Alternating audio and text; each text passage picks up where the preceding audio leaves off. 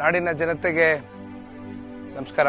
ಬಿಡದಿ ಭಾಗದ ರೈತರಿಗೆ ಜಿಬಿಐಟಿ ಹೆಸರಿನ ಮೇಲೆ ಸರ್ಕಾರ ಈಗಾಗಲೇ ಕಳೆದ ಜೂನ್ 12ನೇ ತಾರೀಕು ರಾತ್ರೋರಾತ್ರಿ ಭೂ ಸ್ವಾಧೀನ ಮಾಡತಕ್ಕಂಥದಕ್ಕೆ ಅಂತಿಮ ಅಧಿಸೂಚನೆಯನ್ನ ಹೊರಡಿಸಿದ್ದಾರೆ. 3 ಹಳ್ಳಿಯ ವ್ಯಾಪ್ತಿಗೆ ಸೇರಿರತಕ್ಕಂಥ 498 ಎಕರೆ ಸರಿಸುಮಾರು 755 ರೈತ ಕುಟುಂಬಗಳ ಜಮೀನು ಈಗಾಗಲೇ ವಶಪಡಿಸಿಕೊಂಡಿದ್ದಾರೆ. ಅದರಲ್ಲಿ 641 ಸಣ್ಣ ರೈತರು ಅಂದ್ರೆ 1 ಎಕರೆಗಿಂತ ಕಮ್ಮಿ ಜಮೀನನ್ನ ಇಟ್ಕೊಂಡಿರ್ತಕ್ಕಂಥವ್ರು. ಇಲ್ಲಿ ಒಂದು ದೊಡ್ಡ ರಿಯಲ್ ಎಸ್ಟೇಟ್ ಮಾಫಿಯಾ, ಒಂದು ದೊಡ್ಡ ರಿಯಲ್ ಎಸ್ಟೇಟ್ ದಂಧೆ ಮಾಡಬೇಕು ಅಂತಕ್ಕಂಥ ಹಿನ್ನೆಲೆಯಲ್ಲಿ ಸರಿಸುಮಾರು 33,500 ಸಾವಿರ ಕೋಟಿಯಷ್ಟು ಲಾಭವನ್ನ ಮಾಡತಕ್ಕಂಥದ್ದಕ್ಕೆ ಸರ್ಕಾರ ಮುಂದಾಗಿದೆ. ಈ ಪ್ರಾಜೆಕ್ಟ್ ನ ಕಾಸ್ಟ್ ಬಂದು 18,000 ಕೋಟಿ. ಈ 18,000 ಕೋಟಿಯು ಕೂಡ ಹೆಚ್ಚು ಕಮ್ಮಿ 87% ಅಷ್ಟು ಸಾಲವನ್ನ ಸರ್ಕಾರ ತಗೊಳ್ತಾ ಇದೆ. 18,000 ಕೋಟಿಯ ಈ ಒಂದು ಪ್ರಾಜೆಕ್ಟ್ ನ ಕಾಸ್ಟ್ ಏನಿದೆ, ಇದ್ರ ಮೇಲೆ ಎಷ್ಟಪ್ಪ ಸರ್ಕಾರ ಲಾಭ ಮಾಡ್ಲಿಕ್ಕೆ ಹೊರಟಿದ್ದಾರೆ ಅಂದ್ರೆ ಅದು ಸರಿಸುಮಾರು 33,500 ಕೋಟಿ.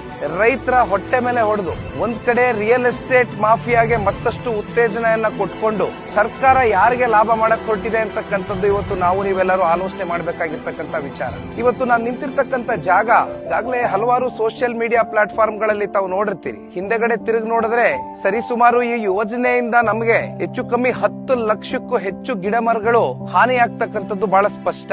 ಈ ಭಾಗದಲ್ಲಿ ರೈತರು ಹೈನುಗಾರಿಕೆಯನ್ನ ನಂಬ್ಕೊಂಡು ಬದುಕನ್ನ ಕಟ್ಕೊಂಡಿದ್ದಾರೆ.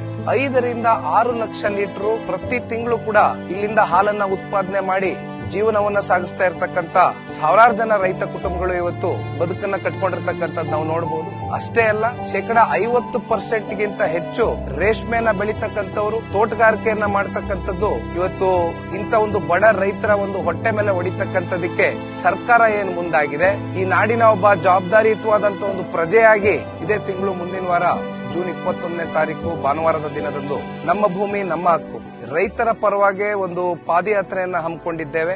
ಇದು ಯಾವುದೇ ಒಂದು ಪಕ್ಷದ ಪಾದಯಾತ್ರೆ ಅಲ್ಲ, ಬದಲಾಗಿ ಪಕ್ಷಾತೀತವಾಗಿ ನಾವು ನೀವೆಲ್ಲರೂ ಕೂಡ ರೈತರ ಪರವಾಗಿ ಕೈ ಜೋಡಿಸ್ತಕ್ಕಂಥದ್ದು ನಮ್ಮೆಲ್ಲರ ಒಂದು ಜವಾಬ್ದಾರಿ ಆಗಿದೆ.